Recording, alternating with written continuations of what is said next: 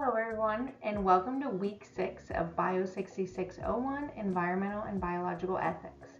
I'm Dr. Kaelyn Fogelman, and this week we're going to be shifting our focus from biomedical ethics to environmental ethics, particularly through the lens of Aldo Leopold's land ethic.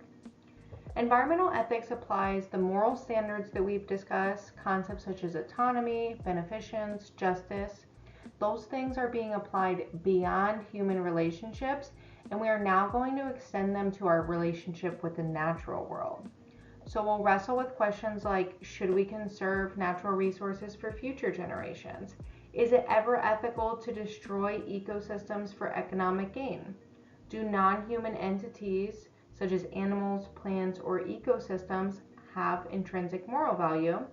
And by the end of this week, you'll be able to understand why Leopold's work in the 1930s and the 1940s still echoes loudly today.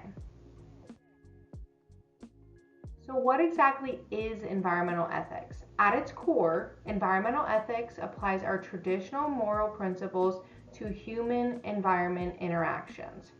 It asks us not only how we treat each other, but also how we treat soil, water, animals, forests, the land.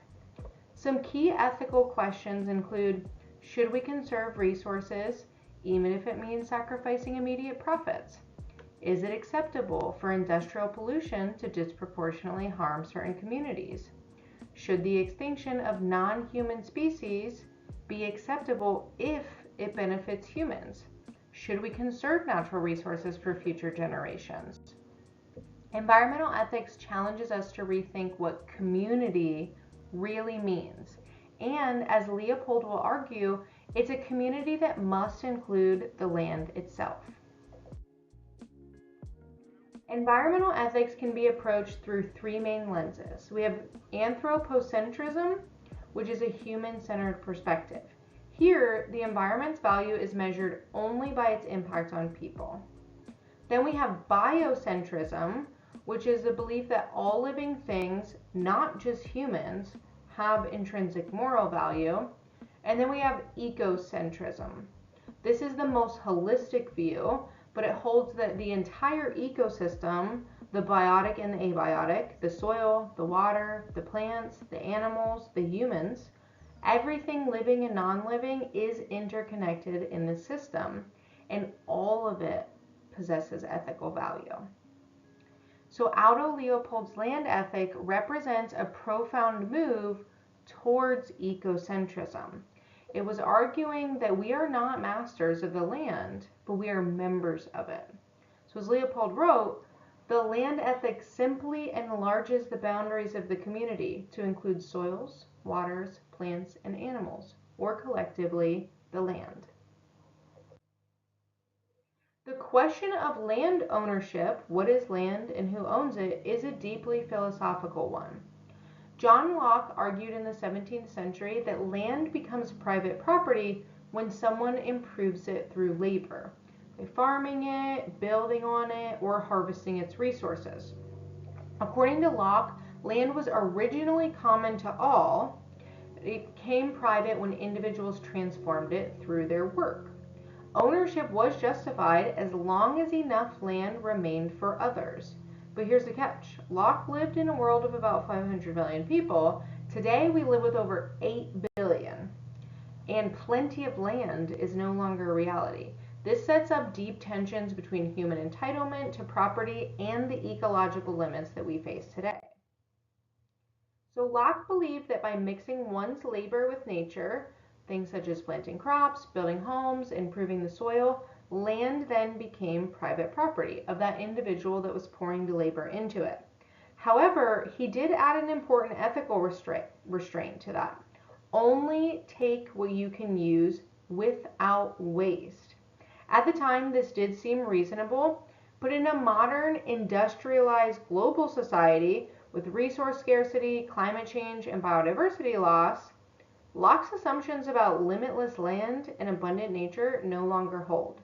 This is where Leopold's land ethic steps in, suggesting that our moral obligations must evolve as our ecological realities do. In Locke's 17th century world, the notion of plenty of land made sense. But today, with more than 8 billion people competing for finite resources, the idea that everyone can take what they improve is simply no longer sustainable. Environmental ethics recognizes that scarcity, interconnection, and ecological limits must redefine our sense of ownership and responsibility. Leopold teaches that we must shift our role from conqueror of the land community to plain member and citizen of it. Ownership now comes additionally with stewardship responsibilities, not just rights. When we manage natural resources, we choose between several ethical approaches, and each of those approaches reflects a different view of humanity's relationship with nature. So, one of those views is exploitation. This is the idea that resources should be used as intensively as possible to maximize returns. This is a strongly anthropocentric perspective, that the environment is simply a means to human ends. Then we have preservation. So this idea holds that certain areas and resources should be set aside and protected, not necessarily for the land's own sake, but often to maintain benefits for humans, like recreation or tourism. This is still a largely anthropocentric view. Then we have utilitarian management. This idea holds that resources should be used carefully to ensure that they are not exhausted. Again, the focus here, though, is on long-term human benefit. And finally, we have this view of ecological management. So this is a biocentric or an ecocentric approach. It's stating that resources are used, but in ways that maintain the health, resilience, and vitality of whole ecosystems, not just for human benefit, but for the sake of the biotic community itself. Leopold's land ethic clearly advocates for this ecological, holistic view. Aldo Leopold lived from 1887 to 1948, and he is one of the most influential thinkers in environmental ethics still to this day. Though he did start his career very much in the traditional anthropocentric worldview. So after graduating from Yale's forestry school, Leopold worked for the U.S. Forest Service, where he promoted responsible use of forests primarily for human benefit.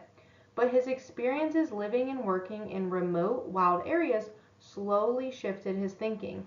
He began to see nature not just as a resource, but as a community of which humans are members. He very much developed this biocentrism, or this idea that all forms of life are equally valuable and humanity alone is not special, only as part of this larger community. This is in contrast to that anthropocentrism view, which states that only humans have intrinsic value and the value of anything else is measured by its effects on humans. So as he started his training and his education with this anthropocentric view, it evolved through his lived experience into this biocentrist view and evolved into what he declared as his land ethic. So Leopold's early career very much reflects his evolution in environmental ethics in America and involves the larger evolution of environmental ethics and views towards nature, wilderness, and this responsibility we have to take care of the land during this time period.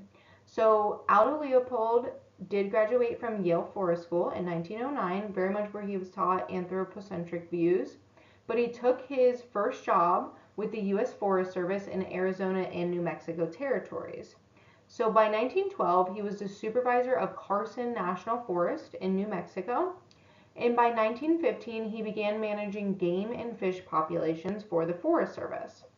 So then in 1922, he recommended that a wilderness area in New Mexico be set aside, leading ultimately to the designation of the first wilderness area in U.S. history, which was in 1924. And then following that, 40 years after Leopold started to state that land should and would be set aside to preserve wilderness areas, 40 years later in 1964, we had the National Wilderness Act, which was established to protect these wild, untouched lands as precious natural resources. So even then, even in the early 1900s here, where Leopold was working in these different areas, assisting with the preservation of wilderness areas, his experiences revealed tensions between resource management for human benefit and the preservation of wilderness for its own sake. So his work began to plant the seeds of a deeper ethical reflection, one that did ultimately blossom into his biocentric view.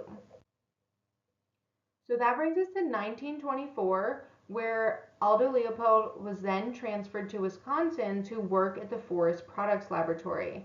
This is where humans' use of forests was again front and center. What can forests do per people? But by 1928, he left the anthropocentric focus behind, choosing instead to conduct game surveys across the Midwest and champion wildlife conservation.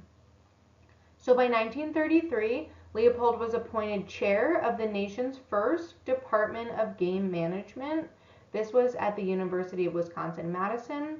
So importantly, he later changed the department's name, as we will see, to the Department of Wildlife Management. So here we note that he was appointed chair of the Department of Game Management, but then we see this change, or this formal signaling of a shift away from managing game for human benefit toward respecting wildlife communities in their own right. So you can hear the land ethic starting to form even in these earlier career moves. This brings us to 1935, where Leopold and his family purchased a spent farm. So this was about 80 acres of exhausted, degraded land along a river. And rather than exploiting it, they restored it, planting native species, rebuilding habitats, observing seasonal changes year after year. This humble shack and this neglected farm became the spiritual center of a Sand County almanac, and this was the living laboratory for Leopold's most profound insights. Through careful observation, phenology journals, and daily immersion in the land cycles, Leopold developed the conviction that humans must stop seeing themselves as conquerors and start living as citizens of the land community. Leopold's life was deeply rooted in the rhythms of nature, and it ended in a way that was sadly fitting yet tragic. In April of 1948, Leopold was helping a neighbor fight a brush fire near his farm in Wisconsin. In that effort, he suffered a fatal heart attack, and he was 61 years old at the time of his death. It's striking to think that after decades spent advocating for wilderness preservation, ecosystem health, and ethical stewardship of the land, Leopold's final moments were spent in service to his community, responding not just as a scholar or conservationist, but as a neighbor and a citizen. Although a Sand County Almanac, which was his most famous and influential work, was published posthumously in 1949, Leopold's ideas had already taken root in American conservation thinking.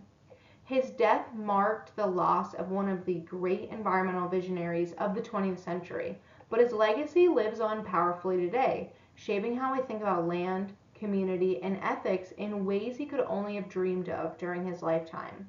So in the words of Leopold himself, reflecting on the natural world that he so deeply loved, "It is warm being the driftwood now, for the wind has gone with the geese. So would I, if I were the wind." And now let's talk about this seminal text, a Sand County Almanac. This was his most celebrated and influential work, again published posthumously following his death. His death in 1948, the book published in 1949. A Sand County Almanac is a seminal text in our field of environmental ethics. Much like Silent Spring by Rachel Carson, which came decades later, this book changed how people view the natural world, emphasizing ethical, emotional, and ecological connections between humans and the land. And at first glance, this book might seem like a loose collection of essays, and in many ways it is, but all the pieces are woven together by a single profound theme: an evolutionary ecological worldview, and the moral need to extend ethics beyond human society to include the entire biotic and abiotic communities. So the book is divided into three major sections. Part 1, the shack sketches, These essays are organized by months of the year, all set at his farm, the shack. These are vivid, poetic descriptions of seasonal changes.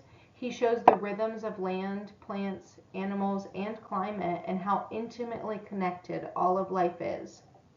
Part 2 is the sketches here and there, and these essays reach beyond Wisconsin, drawing on his lifetime of observations across the American West and Midwest. Here he shares experiences managing wildlife, forests, and wilderness areas, with each story deepening our understanding of humanity's evolving role in the natural world. And this brings us to part 3, the upshot, where we have the final section containing his theoretical climax, or his peak, his magnum opus, the land ethic essay. So here he moves from storytelling and observation to philosophical reflection, arguing explicitly for a radical rethinking of how humans relate to nature. It's where he lays out the ethical principles that have shaped environmental thought ever since. Through this unique structure, blending science, literature, philosophy, and deep personal reflection, he not only documented the American landscape, but challenged us to redefine our place within it. A Sand County Almanac remains a touchstone for anyone interested in conservation, environmental policy, land management, or ethical living. So now that we've explored the structure of a Sand County Almanac, let's move on to its most important legacy, the land ethic. In the final section of the book, Leopold shifts from storytelling to philosophy, laying out the idea that has shaped ethics ever since. At its core, the land ethic is simple yet revolutionary. A thing is right when it tends to preserve the integrity, stability, and beauty of the biotic community. It is wrong when it tends otherwise. With this one sentence, Leopold reframed ethics itself, expanding it beyond human society to include soils, waters, plants, animals, and ecosystems. He also wrote, "The land ethic simply enlarges the boundaries of the community to include soils, waters, plants, and animals, or collectively, the land." Notice that Leopold does not see the land or nature as property to be used. Instead, he invites us to think of land as a community to which we belong. Another key insight: we abuse land because we regard it as a commodity belonging to us. When we see land as a community to which we belong, we may begin to use it with love and respect. This is a profound ethical shift, from land as property to land as community, from ownership to citizenship. Leopold doesn't just give us a rigid set of rules. Instead, he offers a framework for thinking, a lens through which to view every action, every policy, every relationship with the natural world. The land ethic requires both reflection and action, knowing the ecological consequences of our behavior and choosing actions that sustain the whole community of life. Now that we understand the heart of Leopold's land ethic, let's dig a little deeper into what it demands of us. Leopold didn't just want us to feel differently about nature. He wanted us to redefine our place within it. Let's look at the major final points of the land ethic. There are several key takeaways. First, humans are not separate from nature. We are part of a larger biotic community that includes soil, water, plants, animals, and ecosystems. We are members of that community, not its masters. Our role must shift from conquerors of the land to citizens of the land, living cooperatively with it instead of imposing our will. This shift means embracing responsibility and humility, realizing that the land does not belong to us, rather, we belong to the land. Leopold believed that ethics evolves as communities expand, and he called for an expansion of our ethical community to include the natural world itself. This new view demands both knowledge and action. It's not enough to love nature in theory. We must make daily choices that respect and preserve the integrity, stability, and beauty of the land community. A major theme running through Leopold's work is the importance of relationships, particularly the relationships between humans and nature. He saw humans as an evolved species existing as part of, not apart from, the broader community of life. So nature is not just a collection of objects, it is a web of interrelated parts that co-evolved over millions of years. We're embedded within this web, and our actions inevitably ripple across it. In this framework, the relationship should be one of coexistence, harmony, cooperation, and partnership, not one of dominance, control, or conquest. Understanding this human nature relationship requires ecological knowledge, knowing how these systems work. It requires an emotional connection, feeling part of something larger, and an ethical commitment, acting in ways that sustain the whole. Land ethic isn't just about saving nature, it's about healing the relationship between people and the land and recognizing that our fate and the land's fate are inseparable. So now that we've explored Leopold's vision of ethics, community, and land stewardship, it's time to turn the mirror around and reflect more deeply. What does the land ethic really ask of us? And how can we apply these principles in our modern world? Let's work through some important questions to guide our thinking. As you read or you reread the land ethic, I encourage you to reflect on the following. What is land? According to Leopold, according to you? Are we talking about the soil beneath our feet, or are we talking about something broader, an interconnected web of life? By what criteria is a thing right or wrong? An act or a policy? What makes that right? How do we ethically judge our actions towards the land? Are humans part of nature, or are we separate from it? What would it mean to truly see ourselves as members of a biotic community? Are some organisms more important than others? Does a towering oak have greater moral standing than a blade of grass? How do we weigh ethical responsibility among species? What are the ultimate roots of our environmental crises today? From climate change to food shortages to pollution, what ethical failures lie at the heart of these problems? Is the land ethic still realistic and relevant today? Or is it an idealistic dream, a noble but impractical vision? These are not easy questions, and that's the point. Leopold challenges to think harder, feel deeper, and act wiser. As you move into this week's discussion and this week's reflection, keep these questions in your mind, not just as academic exercises, but as a call to personal and professional reflection. So this brings us to the end of our week 6 lecture, discussing land ethics and our relationship with nature. So looking ahead, you have completed or you will complete a nature observation exercise. I want you to go outside without your phone, away from civilization, whether that's in a natural park, whether you have a yard that you can go into, away from the disturbance of people. I want you to go out for 30 minutes and I want you to note your observations. What do you see? What do you feel? What do you hear? What do you smell? Write down everything you observe for those 30 minutes. And then you are going to have your reflection assignment this week and your discussion board post this week center around that observation activity. So your discussion board initial post and your reflections are going to be due Sunday. I'm giving you more time for your discussion so that you have time to get out and do this reflection or this nature observation exercise. So then your responses to your peers will be due the following Wednesday. Your exam 1, which is wrapping up our sections on biomedical and medical ethics, that is a completion of the IRB training through Troy University's city programs. That completion and the uploading of your certificate that you've completed those training modules will also be due this Sunday, May 4th. So as usual, you can message me on Canvas if you have any questions or concerns. I'll respond to you within a day or two. And as you complete these exercises this week and as you complete your readings, I want you to think really critically about how these ideas connect to your own fields. Whether you are in environmental science, biomedical research, public health, or policy, this week reflect deeply on what is your place in nature and where are you within this community.